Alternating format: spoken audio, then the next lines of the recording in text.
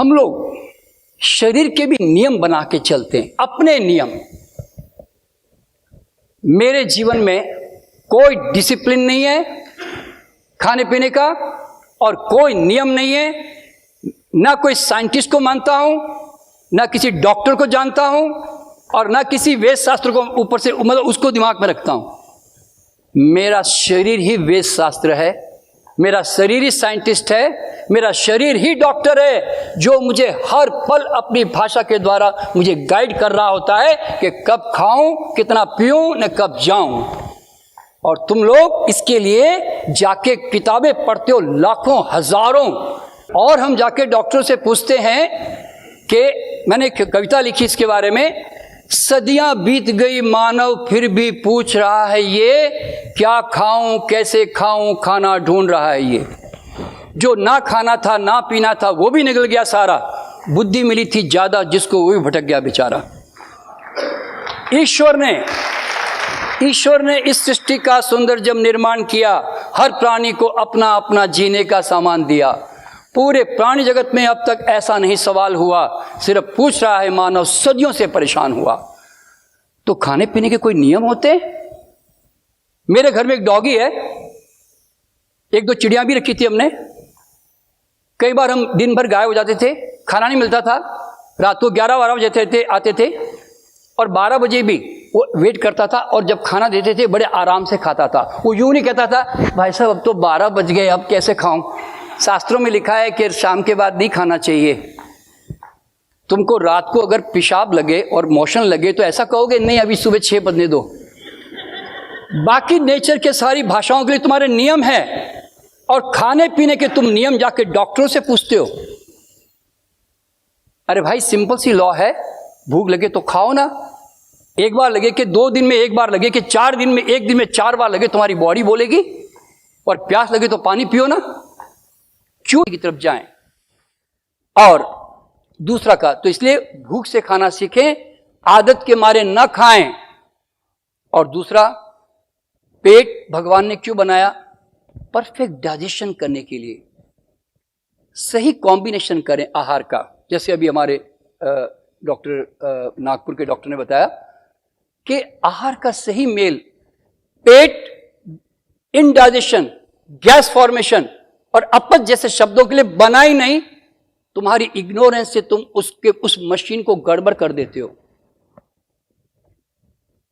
हमारे पाचन का एक सिंपल सा लॉ है कि एक बार में एक प्रकार का सॉलिड स्टार्च या सॉलिड प्रोटीन आप अपने बॉडी को दो, along with the cell and vegetable. Simple सा लॉ है ना। बॉडी में कोई ऐसा मैकेनिज्म नहीं है कि एक साथ वेराइटीज ऑफ आहार जाएं और सबको एक साथ जूस निकाल के डाइजेस्ट कर लें। जैसे कि आप नॉर्थ इंडियन खाना देख लो, रोटी, दाल, पनीर, दही, आलू, बेसन, राजमा, सब साथ में। बॉडी में ऐसा कोई मैकेनिज्म नहीं है कि छोले ये तेरा जूस, पनीर ये तेरा जूस, आलू ये तेरा जूस। ऐसा कोई नियम है बॉडी में? तो शरीर को सिंपल खाना दो। और जो वेजिटेरियन लोग हैं, जरा उनके लिए बताना चाहता हूं कि अपच शब्द से परमानेंटली और गैस शब्द से मुक्त होना चाहते हो तो 3 चीजें खाने में कभी रखना मत, तो गैस नहीं बनेगी। क्या है? एक तो दूध, दही, पनीर अन्न दालों के साथ हमेशा पेट में सड़ता है। यहां पे एक बात ध्यान में रखना, डोंट बिलीव मी, मेरी बात नहीं मानना।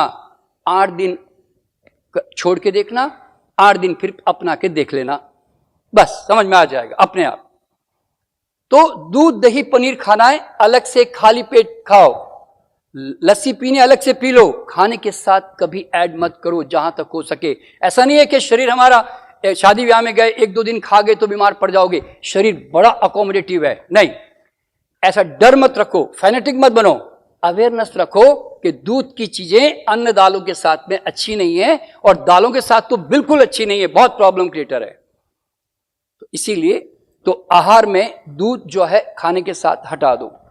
दूसरा, खाने के साथ कभी फल और जूस मत पियो, बड़ी डेंजरस चीज है वो। उससे खाना पेट में सड़ता है, क्योंकि फल सीधा निकल के आंतों में जाके पचता है, और हम देर से पचने वाले खाने खाकर बाद में फल खाते हैं, यानी आगे बैलगाड़ी को भेजते हैं, पीछे से हवाई जहाज को भेज रहे होते हैं।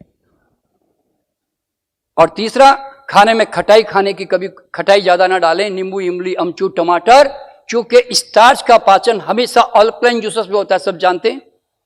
और स्टार्च जो सिट्रिक एसिड्स होती हैं वो अल्कलाइन जूस को डिस्ट्रॉय कर देती है। इवन आपने देखा ना, टूथपेस्ट से भी खराब हो जाता है हमारा जीभ का जो टेस्ट है। तो इसीलिए, और गैस बनती है ना आपके केमिकल रिएक्शन से, तो गैस इतनी खतरनाक होती है कि ओरिजिनल हार्ट डिजीज से कभी कोई नहीं मरता, गैस के कारण हेल्दी हार्ट वाले अटैक से मर जाते हैं, गैस के कारण मिर्गी के दौरे आते हैं, गैस के कारण जॉइंट्स पेन बढ़ जाते हैं, गैस के कारण सर दर्द होता है, और गैस के कारण रात भर आपको अच्छी नींद नहीं आती, अजीबोगरीब सपने आते। क्यों? जिनका मध्य प्रदेश ठीक नहीं रहता, उसका उत्तर प्रदेश भी ठीक नहीं रहता। आप जानते हो नींद कैसे आती है?